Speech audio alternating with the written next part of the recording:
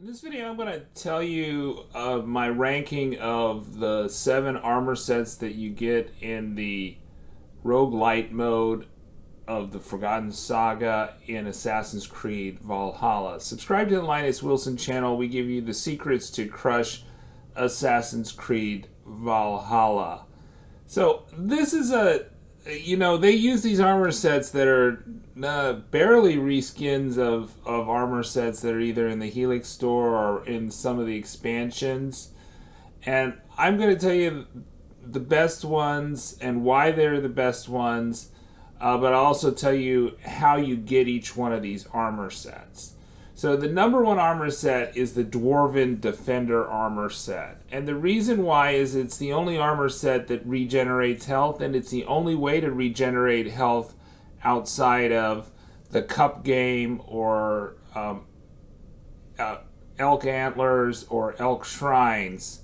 So that's just so important late in the game, especially in the boss fight versus Nidhogg the dragon and Hell, because in Hell's castle, it's really hard to heal going into that boss fight, and so if your armor heals you, that is a huge advantage compared to all the other armor sets. I think you also have an increased damage against elites and bosses by 20%, so that since the whole thing is about bosses, the fact that you're getting greater damage against bosses it just makes it very OP. You should update it to level 5, and then you get Eden's Heart, which is also a very OP skill in the main game, where you basically the first hit does not take away your health as long as you don't get hit while the health is regenerating with Eden's Heart. Then you'll never take damage. And, indeed, there were times where I was sure that Eivor was going to take damage with this set, and he took absolutely no damage whatsoever because of Eden's Heart. And then the other skill that at level 4 you get Grit, regain lost health when landing a successful melee hit.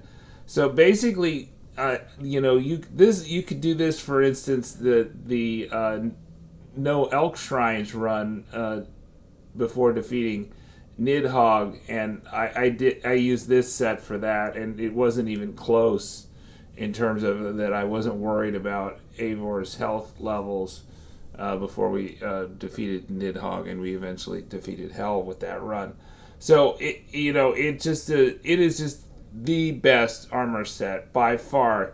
So I think the thing is with the armor sets is I think that it's debatable, 2 through 7, but I don't think there's any debate about what is the best armor set. And so the way that you get this, we have a separate video about this, is kind of a secret way to get this. So you need to defeat the first boss, then you go into the Muspel land of Draugr with all the lava, and there's a big mountain. There's a big lava mountain, and there's kind of like a circular place, and behind the circular place is a path that'll take you up to a lock or to a chest, a Jotun chest, and that chest you need to continue to go on past that chest to open it. You need to climb up and then jump down with a leap of faith, and then you'll be able to open the chest and get the Dwarven Defender. Most of these sets are like rewards for beating a boss, but this is the only one that is in a chest that you loot, and it's totally missable, but it's also totally something that you can get really early on, because I think most people will get past boss number 1, which is either a pig or a giant pig or a giant boar or a giant wolf, but usually the first boss fight is not too much for most people, and so once you get this, then you'll be ready for all the other bosses. Okay, so my number 2 is the Allfather's armor set, and the reason for this is because the Allfather's armor set, let's select it, let's put it on. So this is the base set that you get, right? And it it's a set that you'd find in Dawn of Ragnarok if you had Dawn of Ragnarok. So if you can get the All Fathers set in the main game if you own Dawn of Ragnarok. It also is kind of a reskin of the Twilight set, but it increases ability damage for each adrenaline slot filled, and it temporarily increases attack by 10 after using an ability. So it's all about spamming abilities, right? You get more adrenaline at the level 1, and you get to ignore interruptions. You can have 5 adrenaline slots instead of 4. You can build adrenaline by doing a heavy attack that's witnessed by others, and you can build adrenaline within a fight. So that is very powerful, right? So if you can really take out a lot of health from the bosses if you have enough adrenaline, for instance, to do incendiary powder trap shots. But if you don't have the adrenaline to shoot those, then you will lose against the boss. So it is a very great set, even though that's the first set you get. So that would be my number 2 in terms of, what's going to make you most successful in the Forgotten Saga game mode. And then from number 3 to 7, it's a little harder to choose, but Einherjar's Valor, I think, is pretty good, even though I think the run that I did with it, I ended up losing right before the Hell boss fight, because the NPCs in Hell's Castle or Helheim are quite strong. So increased melee damage by 5 to 25 on successive hits. Healing effects are increased by 25%. You've got heavy dual wield. That's probably the most important. The thing is, if you heavy dual wield, then your offhand weapon can have status effects. So if you have one that lights on fire, or one that poisons or anything like that on your offhand, even though it's not a very good weapon, it's going to have that effect on your primary weapon. And so, I think I had a short sword that you had 3 hits and it'd light on fire, and so we were getting fire damage. The other thing is you can do the stomp, which is just standard in the main game, but in this game you can't stomp. We got the sprint bash. I didn't use that much. And then adrenaline feed. When 1 or more adrenaline slots are filled, you gain a damage boost and an attack speed boost. So that it's just going to make you, stronger in terms of your mostly melee attacks. Okay, so for number 4, I would say Death Speaker's Trappings, right? So the Einherjar's Valor you get for beating the second boss, the lava boss, and then Death Speaker's Trappings you get for beating Nidhogg, and this is like the Druidic armor set that you get in the Wrath of the Druids, which is a pretty awesome set in its own right. But here it's got very different perks. So we got a temporary increase in critical chance by 10 for flanking attacks, increase in critical damage by 20. And then unlocks the ability to assassinate high-level targets with timing-based attacks. So that advanced assassination is very important for the late game, where you have kind of higher level enemies that you cannot assassinate, or higher hit point enemies, especially I would say in Hell's Castle. Now, I don't think I've done a full run all the way. Well, I don't think I've gotten that far with the Death Speaker's Trappings, but I do think that would be helpful if you can assassinate more of those foes. Then you potentially could get farther. The other is the chain assassination, right? Is quite helpful. I think the other skills within it are not so good. It's a very light armor set, but you will be a little bit faster with Death Speaker's trappings. Okay, so you get that for beating Nidhogg, and then number 5, I would say, is the Draugr's Toll. And in some ways it looks like a cursed armor set, so healing effects are reduced by 50%, so you're not going to get as much health from elk shrines and elk horns, and also if you figured out the mini game for the wine cups, you won't get as much healing. But you get 25% more coins and memories. So this is maybe like a farming set, but also getting more coins, that allows you to buy better weapons and upgrades more quickly. And so actually, I think you might actually come out ahead in the sense that the Draugr's Toll is like get you more money, and the money's going to buy you better gear and upgrades. And so if I think early in the game, there's not really necessarily a shortage of healing, and one of the things you can do is you can buy a favor that adds more elk shrines, and that might be a good way to do the Draugur's Toll. And beating hell with the Draugur's Toll outfit is a trophy or an achievement for the game mode. So in that sense, you definitely want to do that.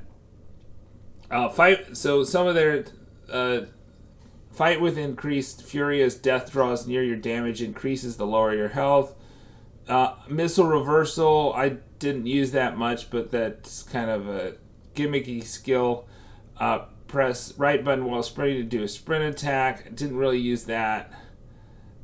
You can throw the nearest discarded weapon, which is something you can do in the main game. Most of these things are like perks you can do in the main game standard, and that they're making them limited to an armor set you choose. And the thing is, you start a run, you have to stick with that armor set.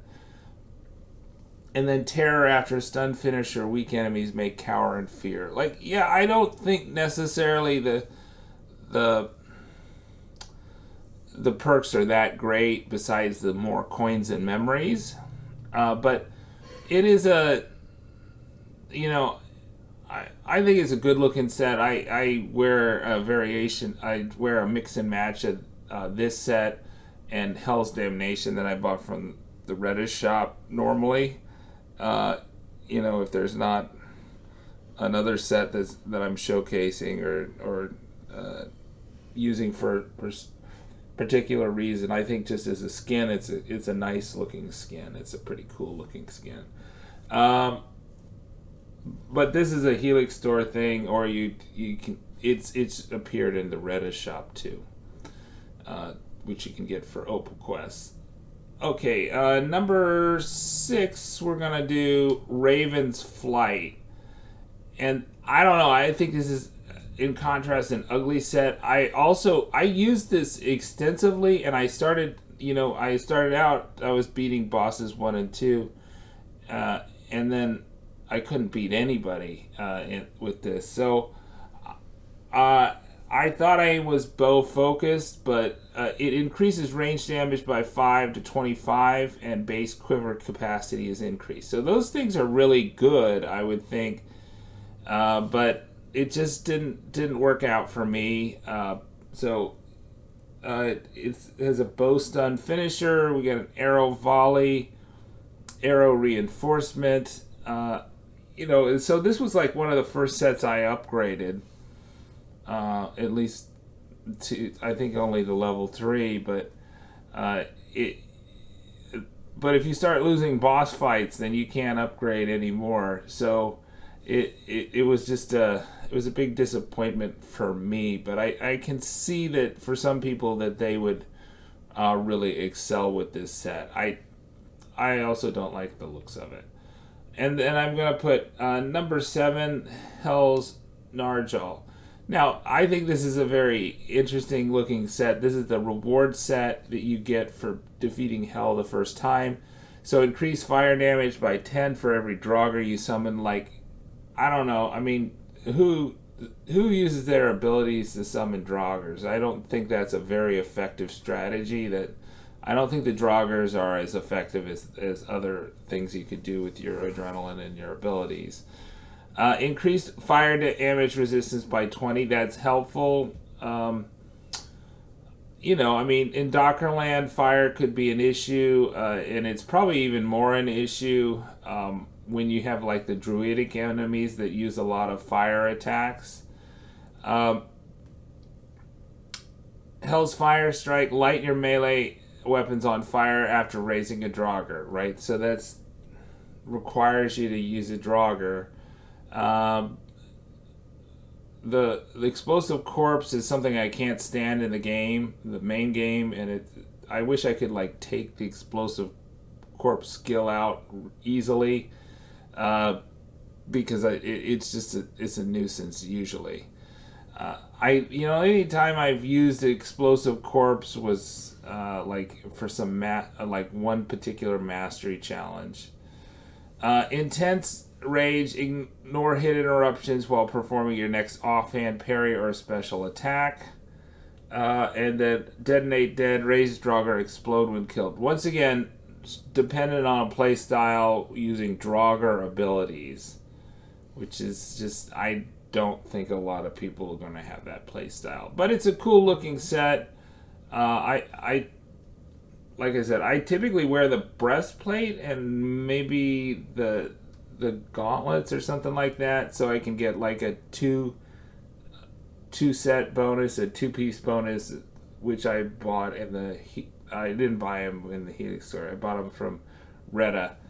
So this has been in Retta's inventory. It probably will be again.